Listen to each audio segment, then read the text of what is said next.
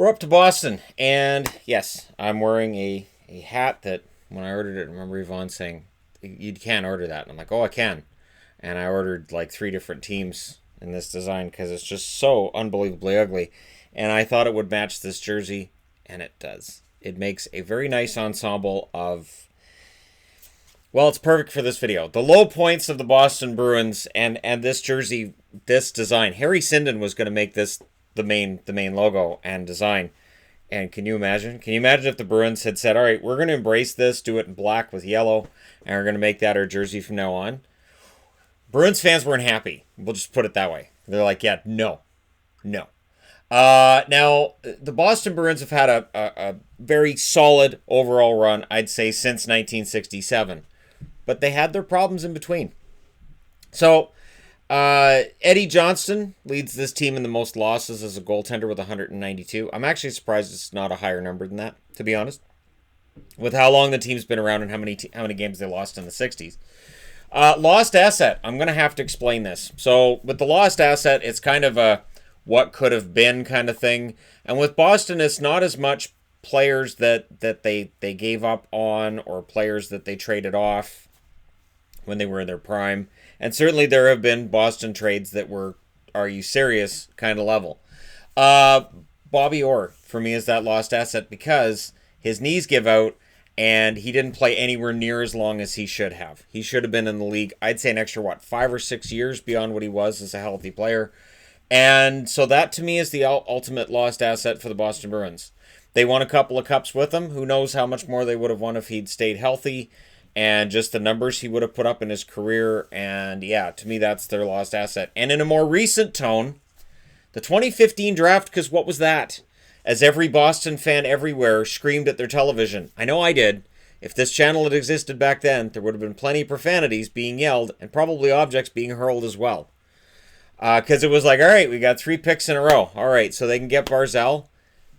No. Is Konechny? No, they're not going with Konechny either.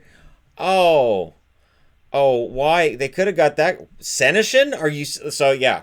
The 2015 draft is an oops. And you can look at who they get in other rounds and other seasons and say, well, Don Sweeney makes up for it. And he does. He really, really does. But it was still an oops. It was a pretty major one when you think about what Barzal could have been in the Boston lineup. Yeah, it's tough to see that happen because they were in the Stanley Cup final in 2019, and if you add Barzal to that team, who knows, right? Anyways, short-term coach, again, you're going to see general managers who go behind the bench that are going to go in here, and interim coaches. Now, what's interesting is Mike O'Connell, shortest-term coach, 2003. He was general manager. He was the one general manager for the Bruins that's ever really made me rage. That I've consistently, when he was general manager, whether it was a trade, draft, free agent, whatever it was, that my reaction was usually, "Oh, are you serious?" 3-3-3 was his record behind the bench in 2003. Now, Georges Boucher was their coach in 1950. That was the only year he was their coach, and he was 22, 32, and 16. So that's one of those interesting things where their shortest term coach, 70 games is second shortest. They aren't a team that's gone with the interim coach with 20 games left and then he gets replaced. They haven't worked that way. Now with Not in the Hall, I stuck with the same criteria I've been using for Anaheim and then for Arizona, where your Not in the Hall candidate is the top point scorer in the team's history that's not in the Hall of Fame and is retired. And the wins leader that's retired and isn't in the Hall as well. And it's an interesting pair, isn't it? Rick Middleton. I've made the argument before I did a career video on Rick Middleton that I think you could make an argument for him for the Hall of Fame. You can make the argument for not as well. Tim Thomas, that's been a debate too. That Tim Thomas might end up being in the Tom Barrasso category where it's, yeah, maybe he could have got in, but there were enough people that just didn't necessarily like him that it might hold him out. Now, with recent things that have come out with Tim Thomas and him being back in the news, maybe we see some more credence led to the idea of him going into the Hall. But honestly, I think with Tim Thomas, it's along the same argument as other players have, which is how long was he at his peak? How many great years were there? What are his overall stats? And it gets kind of muddy as to whether or not Tim Thomas should be a Hall of Famer. I'm okay with a no on that one. I still think you could have a wing of the Hall of Fame where you have like legends profiled, and you could have just, videos of certain legends. You could have Thomas in that category. So you could say, well, we don't think these guys go to the Hall of Fame necessarily, but they definitely should be mentioned in the Hall of Fame, and there should be, a Legends wing where you can say, not quite Hall of Fame, but definitely deserves to be. And then, not only that, but then you could be including guys from the 40s and 50s and 60s and players we don't even think about now. Now, their longest drought was 1960 through 1967. That was 8 seasons of no playoffs. And this is during the original 6 era. Now, oddly enough, while the Maple Leafs are winning Stanley Cups and being the best, the Bruins are down near the bottom.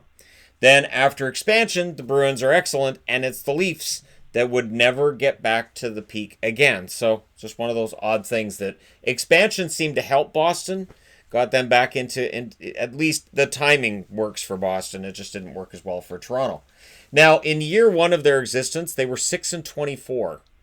Yeah, 12 points. Year 11 of their existence, so again, I'm using the 10 years difference, 18, 25, and 5 for 41 points. Now, the interesting thing is, in between year 1 and year 11, they do win a Stanley Cup. They absolutely do. But they're back to being below 500 by the time year 11 rolls around. So I'm going to keep using that because I think it's interesting. And it shows that in their first season, Boston didn't win a whole lot. And that 6-24 record, that's when you look at winning percentages, it's not great. Their points percentage, their lowest points percentage is against the Montreal Canadiens. They have a .454 winning percentage over their existence during the regular season against Montreal. Because, repeat after me, Montreal versus Boston is a bad matchup for Boston. Yes. This is something I have said for years on this channel, and it is proven true when you look at NHL history.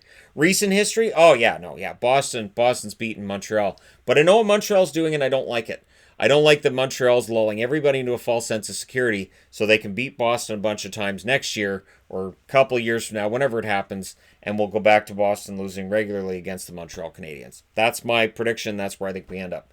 Goals for per game. They have the lowest goals for per game against Ottawa, 2.27, which has started to make me wonder. So when we did the best goals against any team through the best of series, we saw a lot of expansion 92 and beyond in that list.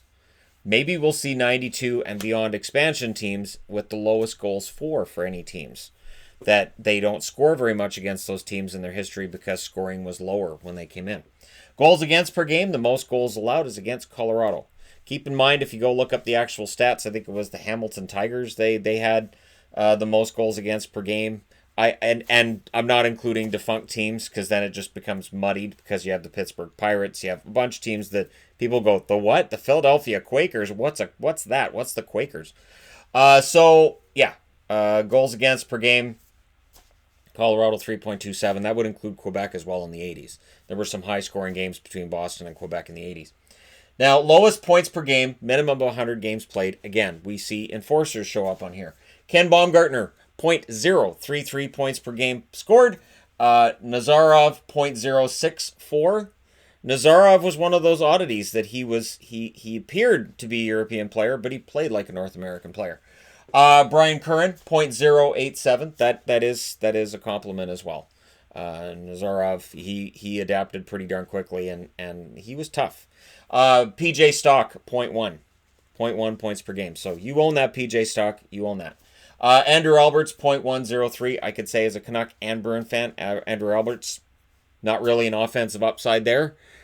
Physical, bottom 6 defenseman. So, yeah, there's your top 5 for the lowest points per game played. And again, it's minimum of 100 games. So if anybody wants to point out Dean Malcock, a good memory on you, but while he would qualify for this, he didn't play 100 games. Now, lowest save percentage, minimum of 50 games played as a goaltender for the Bruins. This is where it gets really strange. Rogie Vachon, .861 save percentage as a Bruin. Hall of Famer, Rogie Vachon. Marco Barron, .866. I really wanted Marco Barron to hit just because his name was fantastic. He sounds like a comic book character. Probably the villain, but he probably starts out as the doctor at the start of the year thinking, well, he might be a good guy. Never mind. He's the villain. He just beat that guy up, so he's the villain. Doug Keynes, 877, and John Casey, 881. John Casey, of course, who played with the Minnesota North Stars organization as well. By the time he got to Boston, he was pretty much done as a starter. And Boston had that problem for a while there, where there were a lot of goalies coming in, maybe a little past their prime, when they were trying to, okay, stay in the playoffs, stay in the playoffs. We've seen that recently with the Detroit Red Wings, where they were doing everything they could to try to boost themselves to a playoff appearance, even if that meant they weren't going to be better going forward, and they might be hurting their long-term future. The Bruins went through that stage as well. Goalie with the best name. I had to do two. And I went through the list a few times. And Tuukka Rask is fun, because you have Tuuk. You can say Tuuk every time he makes a big save. But I would be remiss if I didn't mention Blaine Locker. Blaine Locker, the Loch Ness Monster. When he came up, I was like, this guy's going to be great. This is going to be awesome. This is going to be... Never mind. But he will be remembered forever as having one of the best masks in NHL history. And if you're going to be a kind of flash-in-the-pan goaltender, you could do worse than Blaine Locker. And then, of course, Jim Carrey would end up playing for Boston as well. So they kind of they made sure their 90s flash-in-the-pan goalies that they had the market on that cornered. But Blaine Locker was a fun name because Loch Ness Monster. How can you not enjoy that? But let me know your thoughts in the comment section below, as always. Don't forget to hit like and subscribe if you're browsing your way through. You just happened upon this video. And hey, in terms of overall lows, Boston's haven't been that low. But if you watched them in the 60s, yeah, it was bad. Until suddenly they were cup champs. But when it was bad, it was bad. There you go. So, hit like and subscribe if you're browsing your way through. You just happened upon this video. And hey, thank you guys so much for all your support during this time. It means a lot. And yeah, I will talk to you again soon.